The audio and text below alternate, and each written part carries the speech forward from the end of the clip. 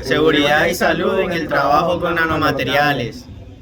El campo de los nanomateriales se está desarrollando muy rápidamente, por lo que cualquier nueva información relevante para la salud y seguridad de los trabajadores deberá ser tenida en cuenta para decidir los enfoques más adecuados para la evaluación del riesgo. Durante la fabricación, el uso o manipulación profesional de las diferentes etapas del área nanomaterial, se pueden liberar al ambiente partículas nanométricas que pueden dar lugar a situaciones de trabajo peligrosas cuyos riesgos potenciales dependerán del nanomaterial. ¿Qué son los nanomateriales? Son materiales que contienen partículas de dimensiones de nanoescala, es decir, desde aproximadamente 1 nanómetro a 100 nanómetros. Los nanomateriales se pueden presentar de forma natural, por ejemplo, ceniza generada por un volcán, como su producto no intencionado de procesos industriales, por ejemplo, los humos de soldadura, siendo nanomateriales accidentales. Estos se clasifican en materiales inorgánicos no metálicos, metales y elaciones, nanomateriales a base de carbono, nanopolímeros, dendrímeros, puntos cuánticos y nanoarcillas. ¿Dónde se pueden dar las posiciones laborales a los nanomateriales? Pues tenemos distintas etapas en trabajo. Estos lugares de trabajo en los que se manipulan nanomateriales nanofacturados, es decir, el riesgo potencial de liberación al ambiente de partículas nanométricas de su aglomerado. La exposición laboral a nanomateriales puede darse tanto en cada una de las etapas del ciclo de la vida del nanomaterial. Estas son fabricación del nanomaterial, la incorporación del nanomaterial al producto intermedio o final, la utilización profesional del producto que contiene los nanomateriales. Eliminación de residuos. Es recomendable que tanto los productos que han llegado al final de su vida útil como los materiales contaminados durante el proceso se traten como residuos peligrosos. Operaciones de mantenimiento. Las operaciones de mantenimiento pueden dar lugar a situaciones de exposición a nanomateriales, incluso en mayor medida que las operaciones descritas anteriormente, por lo que es importante darle su consideración. Algunas operaciones de mantenimiento que pueden ocasionar exposiciones a nanomateriales son operaciones en las que se utilicen productos líquidos que contengan nanomateriales como pinturas o lubricantes, mecanizado de materiales o cualquier otra operación que pueda dañar su estructura. Riesgo para la salud. Los nanomateriales manufacturados presentan propiedades específicas que todavía no se conocen con certeza los efectos que pueden provocar para la salud de los seres vivos.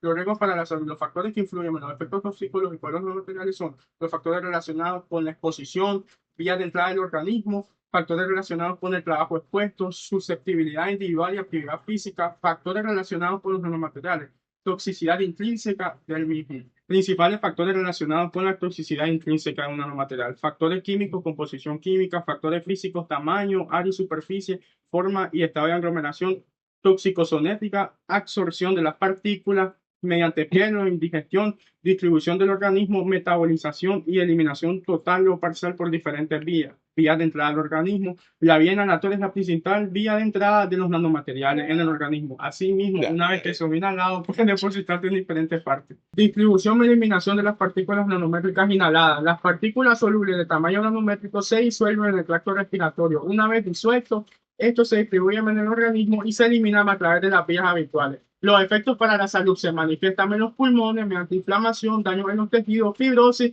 y generación de tumores. Los riesgos para la seguridad. No hay duda que uno de los principales riesgos para la seguridad son los incendios y las explosiones de estos nanomateriales.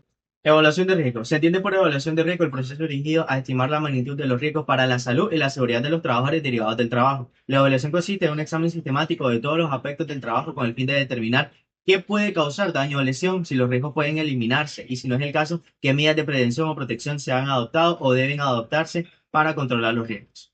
Identificación de peligros. A la hora de la identificación de los peligros se debe tener en cuenta la clasificación de la forma nano, la distribución del tamaño y un número de partículas a la superficie específica, la información morfológica, la modificación en superficie de los nanomateriales, la biopersistencia y los datos sobre la capacidad de emisión del polvo producido y datos sobre la inflamabilidad. Métodos cualitativos de evaluación. Estos métodos se pueden emplear para realizar una primera aproximación o diagnóstico sobre la situación higiénica derivada de la presencia de agentes químicos, sobre las medidas de prevención necesarias en cada caso. La evaluación de la exposición por inhalación de las partículas nanométricas no se puede realizar como tal, aunque existen ciertos equipos que realizan mediciones en base a ciertos parámetros, los cuales se clasifican en dos grandes grupos: equipos de medida de lectura directa e indirecta. Entre los equipos de medida directa tenemos los equipos portátiles, como pueden ser el contador de partículas por condensación y cargador por difusión. Y también los otros equipos más complejos, los cuales pueden ser el separador de barrido de las partículas por movilidad y la microbalanza oscilante del elemento iónico. Permiten la caracterización físico-química de las partículas y la determinación en concentración de masa de las partículas.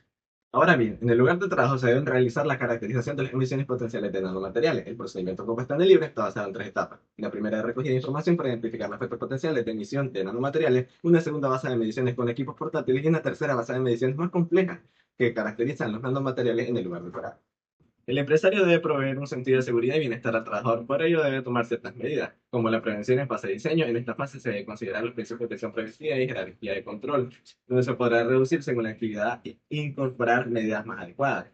La medida de prevención y protección, previa a la adopción de cualquier tipo de medida, se debe evaluar el costo-beneficio. Asimismo, en la aplicación de las medidas preventivas es recomendable seguir una jerarquía de control bien establecida.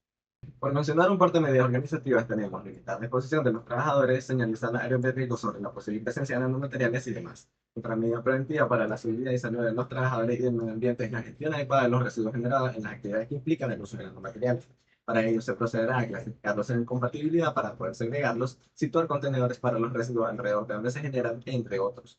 Los equipos de protección individual son el último recurso entre las medidas de control posibles y solo deben usarse cuando las medidas de control técnico y organizativo no aseguran un nivel adecuado de protección al trabajador. Algunos de ellos son protección respiratoria, ocular, ropa de protección y guantes de protección.